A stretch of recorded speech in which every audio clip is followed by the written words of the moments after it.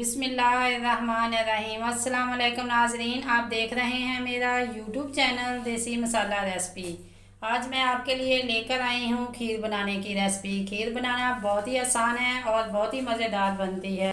खुशी का मौका हो और ये हम खीर ना बनाएं तो ये हो ही नहीं सकता। ईद हो या कोई पार्टी वगैरह, तो खीर तो हर घर की जीनत होती है। आइए चलते हैं खीर बनाने की तरफ। बिस्मिल्लाहिर्रहमानिर्रहीम। ये देखें, ये माशाल्लाह देशके के अंदर मैंने दूध ऐड किया हुआ है। इसे बाल बहुत अच्छी तरह उबाल आ चुका है। अब हम इसके अंदर चावल ऐड करेंगे।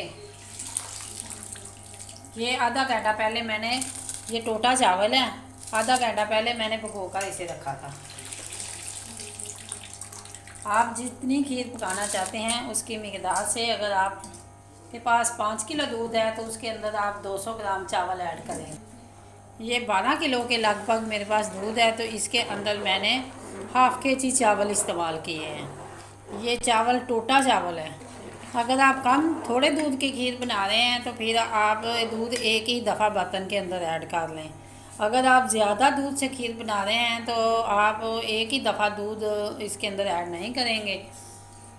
एक ही दफ़ा दूध ऐड करने से आपकी खीर अच्छी नहीं बनेगी। मसलन दूध उबल सकता है, बहुत ज़्यादा वक्त लगेगा खीर बनाने में। अगर आप चाहते हैं कि आपकी खीर बहुत जल्द बने और उसकी क्वालिटी भी बहुत अच्छी हो, तो फिर आप दूध एक ही दफ़ा में इसके अंदर ऐड नहीं करेंगे।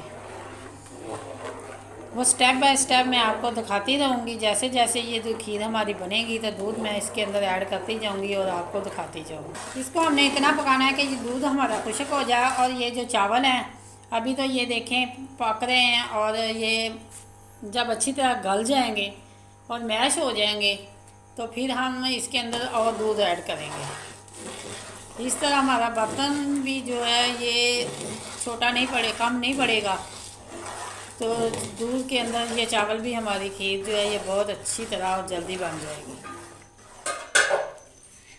अब हम इसके अंदर और दूध ऐड करेंगे और अब हमने इसे मज़ीद पकाना है।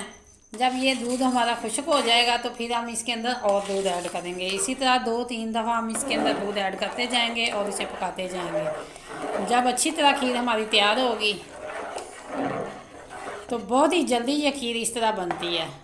एक ही दफ़ा दूध डालने से खीर इतनी जल्दी नहीं बनती जितनी जल्दी बार बार दूध इसके अंदर ऐड करने से ये बनती है। ये देखिए, जैसे हम चम्मच हिला रहे हैं तो हमारा चम्मच जो है ये बिल्कुल साफ़ आ रहा है। अगर ये तले के नीचे जब चावल की तह लगने लगती है तो फिर जब हम चम्मच बाहर निकालते हैं तो चम्मच के साथ एक छोटी सी लेयर लगी होती है चावलों की, जिससे पता चलता है कि ये खीर हमारी जो है ये नीचे से लग रही है। सबसे बड़ी ट्रिक यही है कि आप चम्मच चलाती रहे। आप इसके अंदर छोटी इलायची ऐड करेंगे। अगर जब दूध आप उबाल रहे हैं तो उसके अंदर भी आप ऐड कर सकते हैं।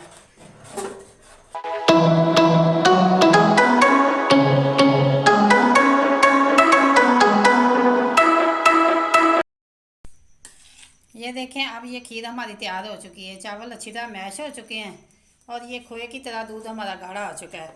अब इसके अंदर हम हस्बे मंशा चीनी, आप अपने हस्बे ज़ायक़ा चीनी ऐड करें। ये खीर काफ़ी हद तक और अभी लिक्वट हो गई क्योंकि चीनी ने अपना शीरा छोड़ना है, तो हमने इसे मज़ीद 10 मिनट और पकाना है।